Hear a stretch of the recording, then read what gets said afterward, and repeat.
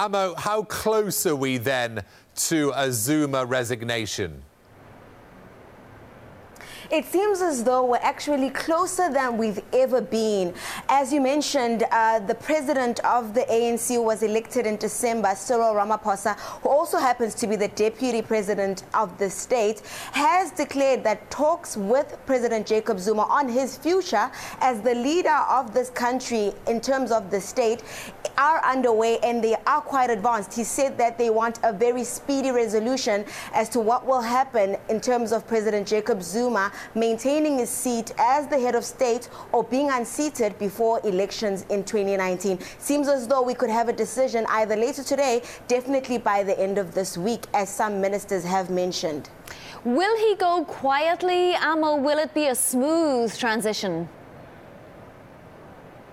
Well, it seems as though the transition itself has been hit by a few snags along the road. We've seen that opening of Parliament address that President Jacob Zuma was due to deliver on Thursday being postponed, and possibly also there was some speculation that the budget that is set to take place on late in a few weeks' time would be delayed. But Parliament has said that they will not delay the delivery of the budget.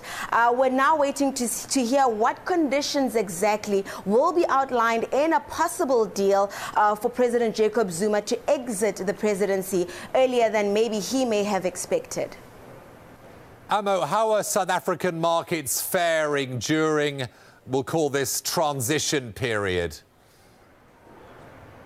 Well, we've seen the rand really gaining, and it's been one of the best performing currencies out of 25 major currencies tracked by Bloomberg. This, of course, since the deputy president Cyril Ramaphosa was elected the leader of the ANC in December. And we've seen that strength really continuing. Just a slight weakening today of about 0.4% earlier in the day due to the uncertainty that, of course, is masking this transition period. What is very critical is that Moody's will be issuing a ratings review next month, and we'll have to wait and see as to whether the uncertainty that has marred the State of the Nation address as well as this period will have any weighting in what Moody's does when it comes to the country's credit rating next month.